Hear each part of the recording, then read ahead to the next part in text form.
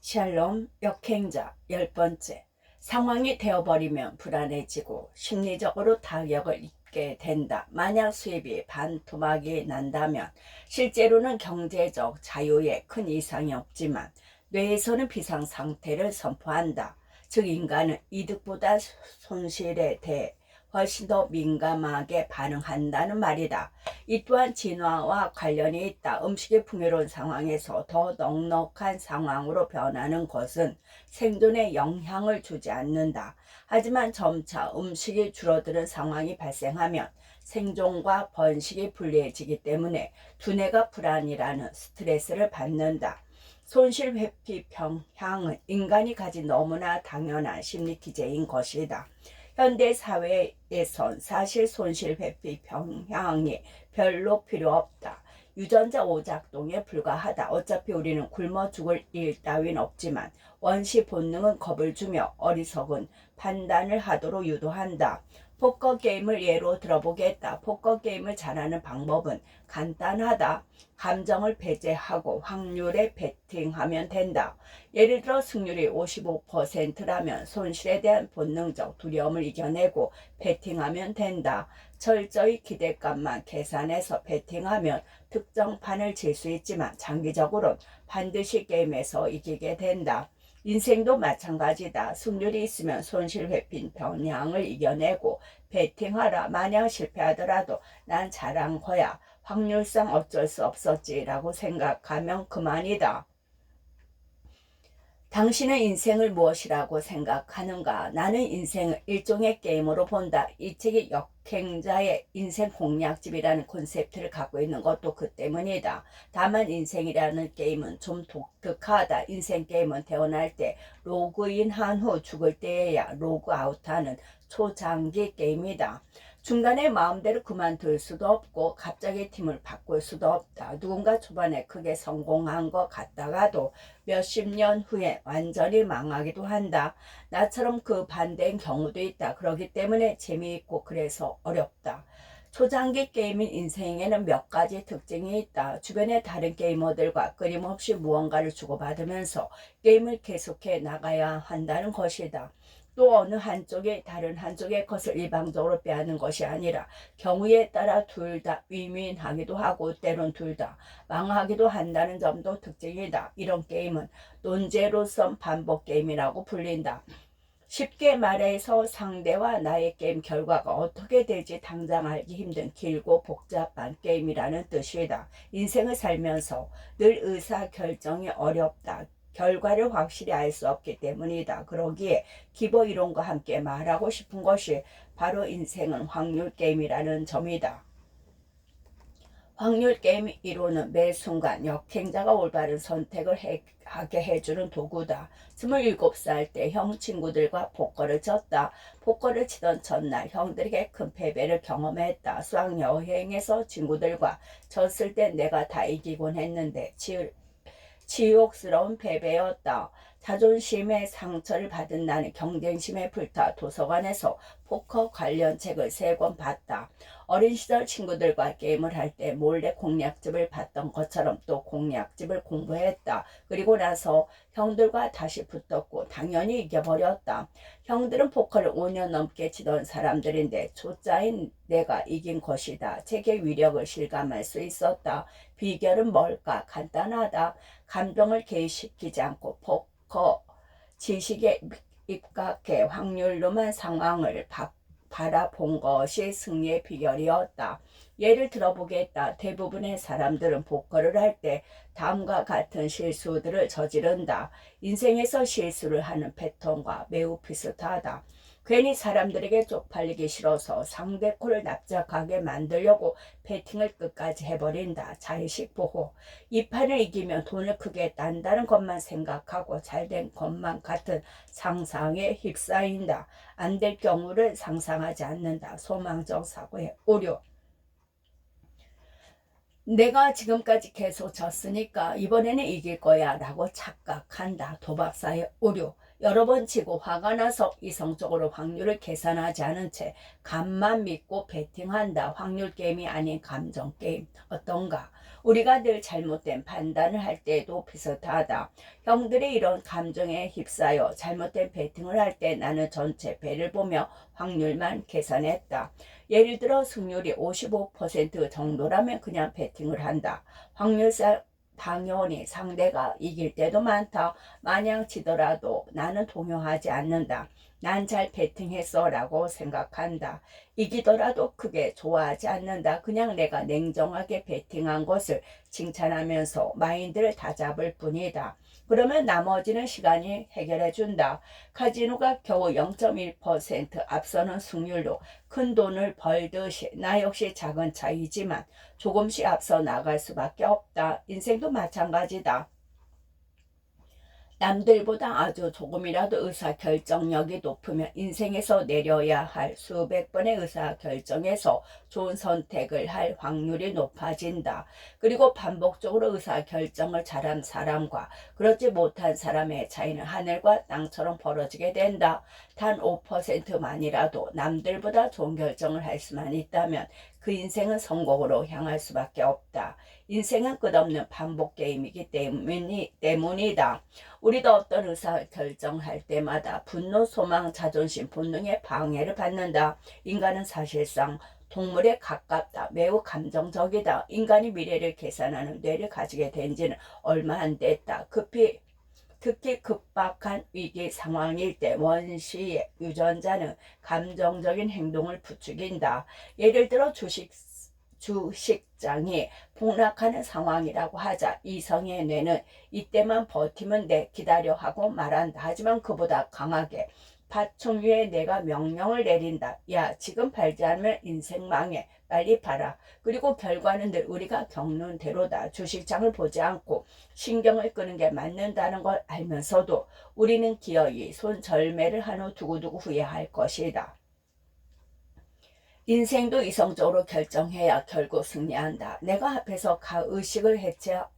내가 앞에서 자의식을 해체하고 뇌를 최적화해야 한다고 강조한 것도 그 때문이다. 우리 유전자는 손실에 유난히 민감하게 반응하도록 세팅되어 있다. 그런 클루지 때문에 잘못된 판단을 하지 않도록 자신을 냉정히 돌아봐야 한다. 인간의 뇌로 파충류의 뇌, 포유류의 뇌를 억눌려야 한다. 인생이란 끊임없는 선택과 결정의 연속이기 때문이다. 인생에서 확률 게임의 예시는 수없이 들 수 있다.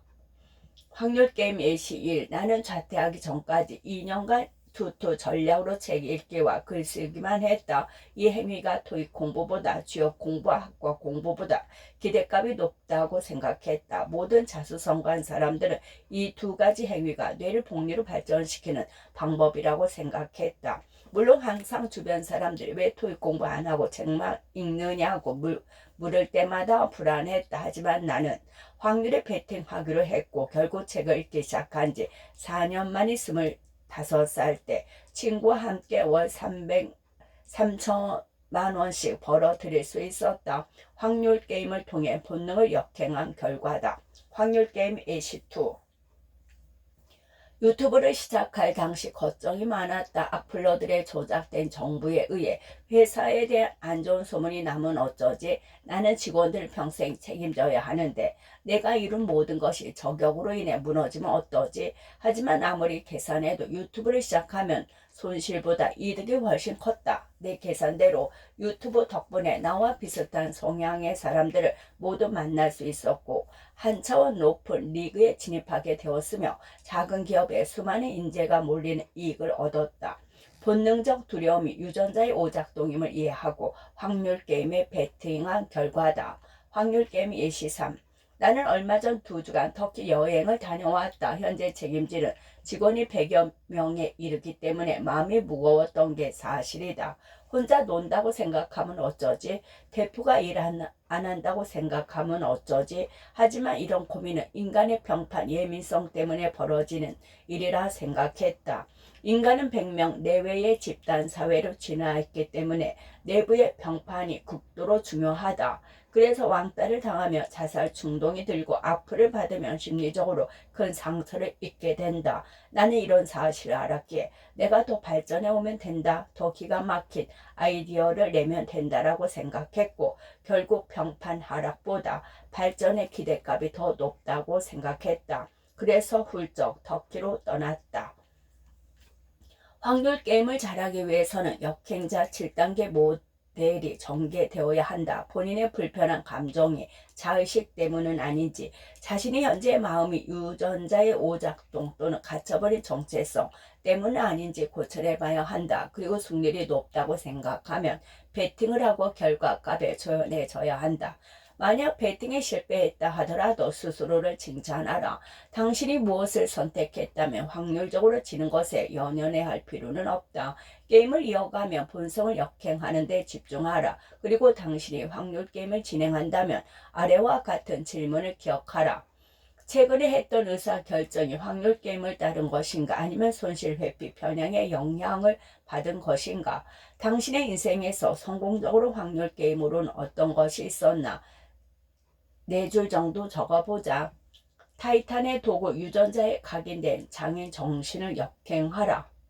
챕터 1에서 말했듯이 나는 어디 하나 잘난 구석 없이 열등했다. 그럼에도 경제적 자유를 얻었다. 비결이 뭘까? 그건 바로 일에 대한 인간의 본능을 역행했기 때문이다. 인간은 본래 제대로 배운 일 하나를 죽을 때까지 하도록 설계되어 있다. 과거의 대장장이는 사는 내내 그 일만 했고 농사꾼은 이미 한번 체득한 지식으로 평생을 살아갔다. 그걸로 충분했다. 하지만 현대는 하나의 일만 하라는 뇌의 명령에 역행해야 자유를 얻을 수 있다. 하나의 일 대신 3개에서 4개 얕은 기술들을 습득해야 한다. 나는 스콧 애덤스의 더 시스템을 읽으면서 그 비결을 알아냈다. 스콧 애덤스는 수없이 실패를 거듭해온 사람이었다. 그러다가 딜버트로 메가 히트를 치게 된다. 세계 2천여 개의 신문에서 연재될 정도였다. 어떻게 이런 성공이 가능했을까? 그림 실력이 좋아서? 딜버트로 검색해보면 알겠지만 엄청난 그림 실력이 필요한 만화가 아니다. 그냥 직장 생활을 풍자한 신문 만화다. 그러면 운이었을까? 아니다. 만화를 보면 알겠지만 직장이라면 낄낄거릴 수밖에 없도록 현실을 아주 잘 집어낸다. 그게 핵심이다. 애덤스는 그림을 제일 잘 그리는 사람도 아니고 그렇다고 직장에 평생 뼈를 묻었던 사람도 아니다. 그가 가진 능력들은 고작 B 정도에 해당하는 레벨이었다. 이것들이 합쳐지면서 그는 직접 만화의 신호로 거듭난다. 더 시스템에서 원서 제목을 대부분의 일에서 실패하고도 큰 성공을 이루는 법이다. 적당한 그림 실력과 단련한 유머, 직장 및 사업 경험, 0.01%의 특별한 존재. 여기에 바로 인생 공략의 비밀이 있다. 어떤 분야에서 상위 1%가 된다는 건 타고난 재능에 노력이 합쳐져야 가능한 일이다. 하지만 상위 2% 정도, B 정도의 실력은 누구나 노력만 하면 얻을 수 있다. 이 B 정도의 무기를 몇 가지 수집하면 대체 불가능한 사람이 된다. 우리는 공부를 1%에 들을 수 없다. 운동이나 예술 0.1%가 될 수도 없다. 그곳은 천재들의 영역이다. 하지만 평범한 사람도 타이탄의 도구들을 모으면 상위 20%의 실력 몇 가지를 합쳐서 0.1%를 이길 수 있는 괴물이 된다. 내 경우를 볼까? 나는 전문 작가만큼 글을 잘 쓰지 못한다. 대기업 회장님들처럼 사업을 잘하지도 않는다. 100만 구독자 유튜버들처럼 유튜브 운영을 잘하는 것도 아니다. 얼굴도 예전에 비해 훨씬 나아지긴 했지만 엄청 잘생긴 건 아니다. 몸도 적당히 좋은 정도지. 헬스트리어나 모델에 비할 바가 아니다. 이런 조건임에도 불구하고 최소한의 영상으로 자기개발 유튜브에서 16만 구독자를 찍었다. 세상에는 나보다 사업을 잘하고 돈 많고 똑똑하고 말 잘하는 사람이 많았지만 이 예매한 능력을 골고루 갖춘 채 자기개발 및 비즈니스 유튜브를 했던 사람은 드물었기 때문이다. 내 유튜브의 초기 영상 중에 타이탄의 도구라는 것이 있다. 이 영상에서 나는 유튜브를 시작하는 이유에 대해 설명한다. 저는 유튜브가 뭔지 모르고 디자인도 할 줄 모르고 촬영도 할 줄 모른다. 다만 유튜브를 해보는 행위만으로도 상위 1%만 편집만 시도하는 유튜버가 된다. 그리고 편집을 해보는 행위 하나만으로도 전 국민 중 동영상 편집을 할 수 있는 사람 1%에 도달하게 된다. 결국 나는 유튜브라는 타이탄의 도구를 모았다. 이게 내 기존 도구들과 결합되면서 라이징 유튜브 컨설팅, 유튜디오, 유튜브 편집 회사 등 2개의 회사를 만들게 됐다. 나는 이 책을 출간하고 나면 스마트 스토어와 제조업 등으로 사업 영역을 확장해 볼 생각이다. 그저 고만고만한 돈을 벌기 위해서가 아니다. 새로운 무기들을 모아 기존 지식과 결합하면 어마어마한 시너지를 낸다는 걸 알기 때문이다. 타이탄의 도구는 2, 3개일 때 힘이 발휘하는 게 아니라 5개 이상 모일 때 몇 배씩 증폭한다. 아래에 당장 도움이 되는 타이탄의 도구들을 소개한다. 배우면 당장 돈이 될 것들이다. 물론 꼭 이것들이 아니어도 된다. 아르바이트를 10가지 넓게 경험하거나 동대문에서 일을 해봐도 도움이 된다. 단 앞서 말했듯이 자신이 아르바이트하는 분야와 관련된 책을 읽거나 투투 전략을 실천한다는 전제가 필요하다. 온라인 마케팅. 첫째, 어떤 온라인 마케팅이 있는지만 알고 있어도 큰 도움이 된다. 사업을 하다 보면 반드시 자신의 상품을 판매해야 하는 시점이 오는데 이때 대표적인 온라인 마케팅 방법들을 알고 있는 것만으로도 사업을 확장하고 좋은 아이디어를 얻을 수 있다. 가장 좋은 건 관련 책들을 읽어보는 것이다. 별로 시간도 안 걸린다. 만약 이 시간조차 아깝다면 구글에서 온라인 마케팅을 검색해보라. 내가 쓴 글도 나올 텐데 이상한 마케팅 웹사이트 그것이라도 읽어두면 도움이 된다. 두 번째, 블로그 마케팅. 나는 대부분의 사업들은 광고비 한 푼 들이지 않고 블로그 마케팅만으로 성공시켰다. 아트라상과 이상한 마케팅 모두 블로그 마케팅만으로 매출 1억 원씩을 만들었다. 콘텐츠 사업이다 보니 매출 대부분이 순수익이다. 정말 답답한 것은 사람들이 블로그를 한물 간 것으로 취급한다는 점이다. 나만큼 유튜브 마케팅으로 돈을 번 사람은 드물 것이다. 유튜브 컨설팅 회사와 유튜브 편집 회사를 창업하고 유튜브 알고리즘에 관한 책까지 썼다. 하지만 이런 나도 블로그가 여전히 최고라고 생각한다. 예를 들어 내가 대표로 있는 이상한 마케팅은 병원과 변호사 사무실 100여 곳의 블로그 마케팅을 진행한다. 이들은 월 400만 원 이상 마케팅비를 지불하지만 97% 이상 재계약을 한다. 비용 대비 이득이 훨씬 크기 때문이다. 나의 친척 동생 또한 4년 넘게 월 수익 600만 원을 돌파하지 못하는 사업자였다. 하지만 블로그 마케팅의 세계를 이해한 이후 월 4천만 원씩 벌고 있다. 그는 나에게 고맙다며 매달 600만 원 이상 보내고 있다. 블로그 마케팅에 대한 공부법은 별거 없다. 관련 책을 10권 읽어라. 나도 10권 읽으면서 그 책들이 공통으로 강조하는 것을 모두 흡수했다. 황당하게도 그게 끝이다. 만약 그럴 시간이 없으면 차청 클래스 100일 강의에서 블로그 부분을 듣거나 클래식 100일 사이트에서 김 팀장을 검색하면 된다. 이상한 마케팅의 초창기 멤버다. 혹은 여러 온라인 강의 플랫폼에도 블로그 강의가 있으니 들어볼 것을 추천한다. 정말 시간도 없고 돈도 없어서 이것저것 못하겠다면 마지막으로 이 팁 하나만 주겠다. 제목에 당신이 찾고 싶은 키워드를 써라. 예를 들어 당신이 안산 헬스장을 운영한다면 이 단어를 블로그 제목에 넣으면 그만이다. 안산 헬스장이 바로 키워드다. 당신이 공략하고 싶은 키워드를 5번 반복해서 블로그 본문에 써라. 이게 끝이자. 정말 이거면 된다. 블로그 하나만 잘 운영해도 자영업자들은 월 1,000만 원씩 벌거나 동네 1등 가게가 될 수 있다. 피니스 센터, 필라테스 센터, 마카롱숍, 마사지숍, 휴대전화 수리 전문점 등 수없이 많은 업종이 여기에 해당한다. 서비스나 품질로 경쟁하는 동네 가게들이 물론 있지만 거의 대부분의 가게는 블로그 마케팅을 생각조차 못하기 때문이다. 이런 경우 키워드 5번 반복만으로도 경쟁 가게를 앞지를 수 있다. 좀 더 자세한 팁은 나의 블로그에 적어두었다.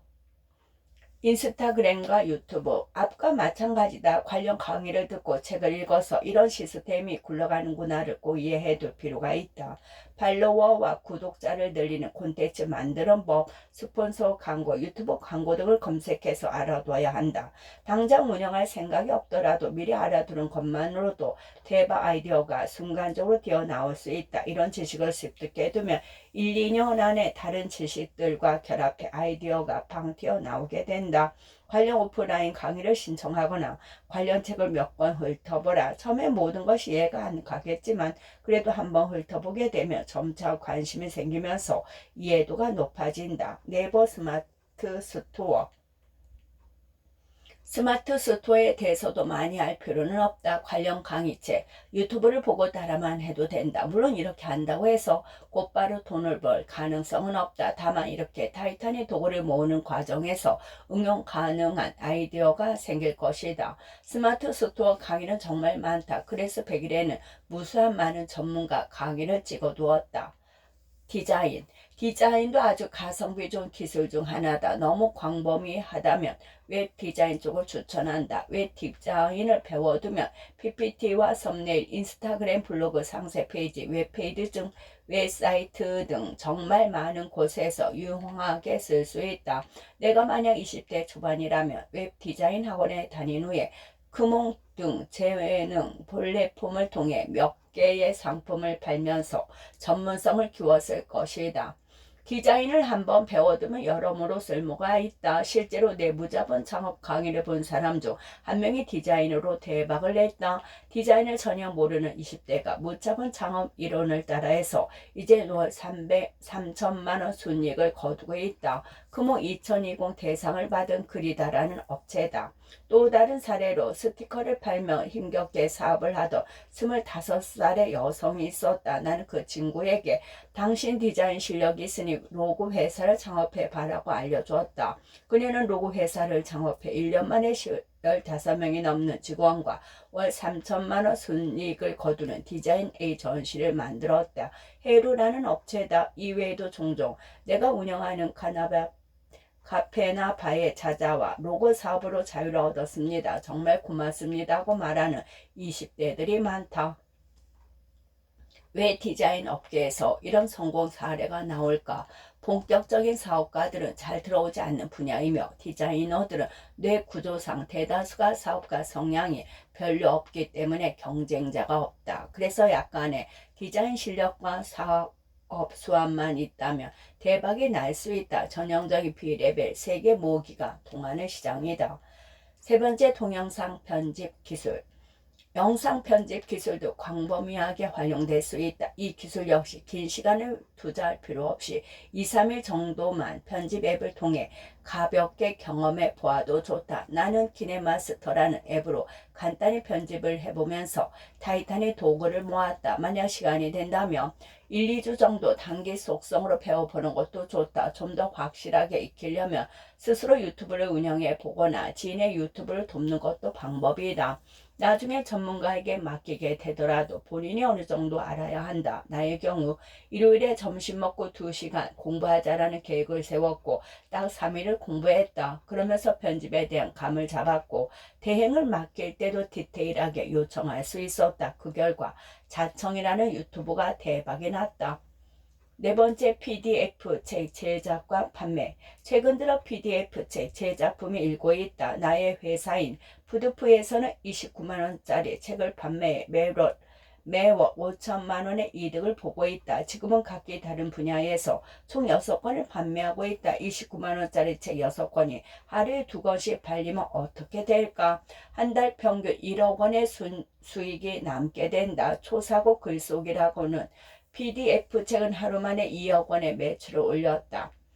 이 글쓰기 책은 입소문만으로 하루 10권씩 판매되면서 월 1억씩 벌어다 주는 효자 상품이 되었다. 지금은 몇 번의 업데이트 끝에 더 완벽한 PDF 책이 되었다. 일반적인 출판물이었다면 꿈도 꿀 수 없는 수익이다. 일반적으로 출판사를 통해 책을 판매하면 정가 15,000원 10% 1,500원이 작가에게 돌아간다. 무명 작가라면 인세율은 더 낮아진다. 그러나 PDF 책을 만들어 직접 판매하는 경우 1만원짜리를 하루 10권만 팔아도 매달 300만원의 순수익이 생기게 된다. 물론 절대 쉬운 일은 아니다. 다만 누구나 시도해 볼 수는 있고 수익률도 높다는 장점이 있다. 이런 장점들 덕분에 최근 PDF 책 판매와 구매가 유행하고 있는데 홍보와 결제가 무척 불편한 상황이었다. 나는 이런 불편함을 없애기 위해 PDF 책 플랫폼 푸드풀을 만들었다. 이 역시 오목이론과 타이탄의 도구를 염두에 두고 시작한 사업이다. 전자책 플랫폼 푸드풀은 출판사까지 설립해 콘텐츠 회사로 진화하고 있다. 프로그래밍. 내가 가장 한이 되는 것 중 하나는 컴퓨터 프로그래밍을 배우지 못했다는 점이다. 이 글을 쓰면서 나도 몇 개월이라도 배워볼까 생각했을 정도다.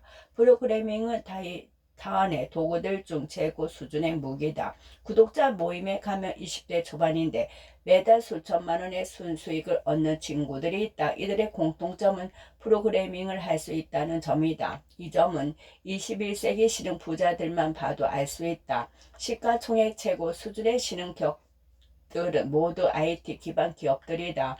창업자들은 모두 프로그래밍을 할 수 있었다.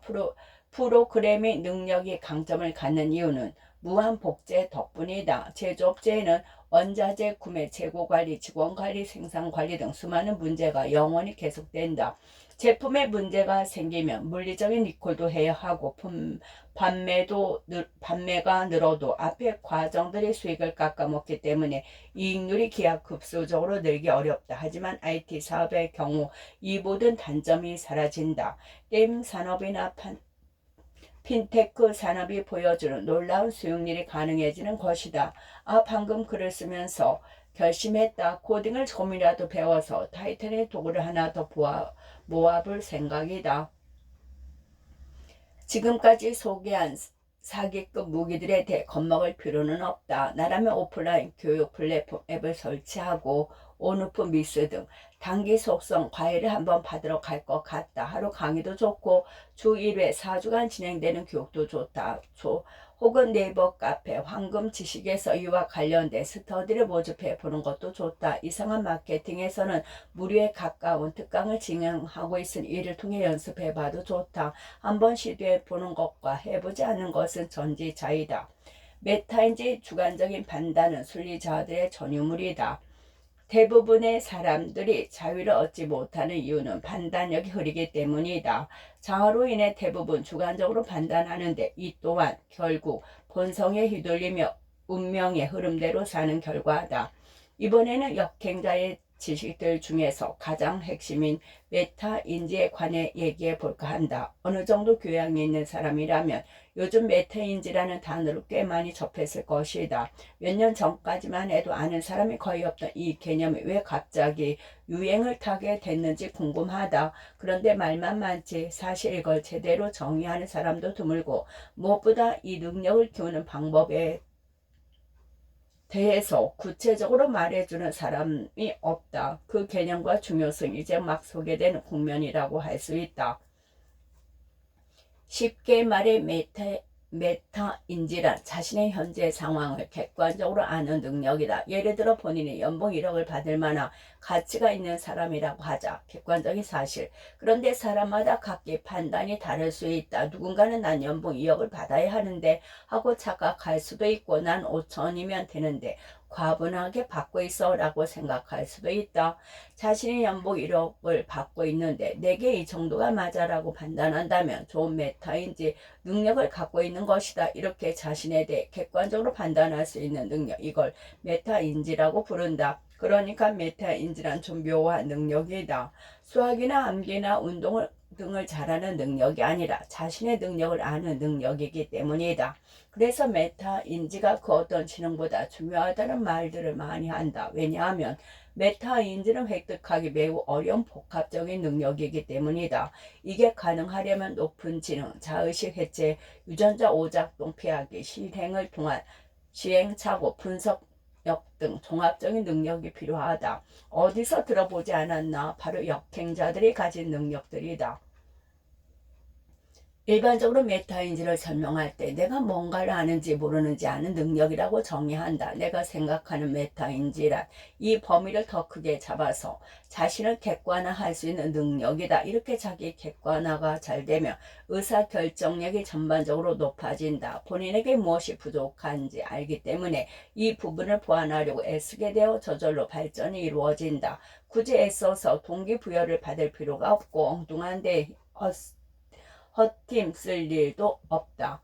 훌륭한 운동선수 옆에 좋은 코치가 붙어 있듯이 본인에게 부족한 점들을 착착 찾아서 연마하는 데 인생이 발전할 수밖에 없다. 하지만 대부분의 순리자들은 정반대다. 나는 이미 다 알아 라고 착각하거나 난 해도 안 돼 라며 스스로를 과소평가한다. 이게 바로 유명한 더닝 크루커 효과다. 머리가 나쁘고 지식이 얕은 사람일수록 자기가 뭘 모르는지 몰라 자신만만한 반면 꽤 실력이 있는 사람은 오히려 지나치게 겸손한 현상을 말한다. 나는 20대 중반까지는 메타 인지력이 많이 낮았다. 20대 중반부터 후반까지는 어느 정도 메타 인지력이 갖춰졌지만 그래도 부족했다. 그러니 망하거나 사업을 빼앗기던 것이다. 극도의 고난을 넘어 30살이 되어서는 메타 인지가 높아짐에 따라 거의 실수가 사라졌고 거의 모든 의사결정이 옳았다. 내 경우처럼 메타인지는 단기간에 업그레이드 될 수 있는 영역이 아니다. 그렇다면 메타인지란 어떻게 개발할 수가 있을까? 나도 이 부분이 궁금해서 정말 많은 책과 자료를 찾아봤지만 메타인지를 높이는 방법으로 제시된 것들은 정말 모호했다. 그래서 내 의견을 이야기해 볼까 한다. 메타인지를 높이기 위해선 두 가지가 필요하다. 바로 독서와 실행력이다. 여기까지 읽은 사람은 또 책 읽기야 라고 할 테니까 짧게만 말하겠다. 책은 아무리 강조해도 지나치지가 않다. 독서는 각 시대에 지적으로 가장 훌륭했던 사람들과 만나는 것이라고 말했었다. 그래서 책을 읽게 되면 저절로 겸손해지고 내 수준을 잘 알게 된다. 무지함에서 비롯된 자신감의 봉우리에서 빨리 내려올 수 있다. 내가 뭘 알고 뭘 모르는지를 가장 확실하게 알려주는 게 독서다. 자의식 과잉인 사람의 책을 안 읽는 경우 스스로를 잘났다고 생각하고 오만에 빠지게 된다. 그런 사람의 판단은 대부분 어리석고 아무런 성취도 이뤄내지 못한다. 겸손함이 없는 이유는 간단하다. 본인의 상상 속에서 난 똑똑해 라고 무한 합리화를 하는 것이다. 메타 인지력을 높이는 또 하나의 방법은 실행이다. 아무리 책을 많이 읽어도 본인이 세상에서 어떤 위치에 있는지를 실행을 하지 않는 이상 알 수가 없다. 책을 읽다 보면 근거 없는 자신감이 생겨나기도 한다. 이 정도 지식을 아는 사람은 나밖에 없어 같은 망상에 드는 것이다.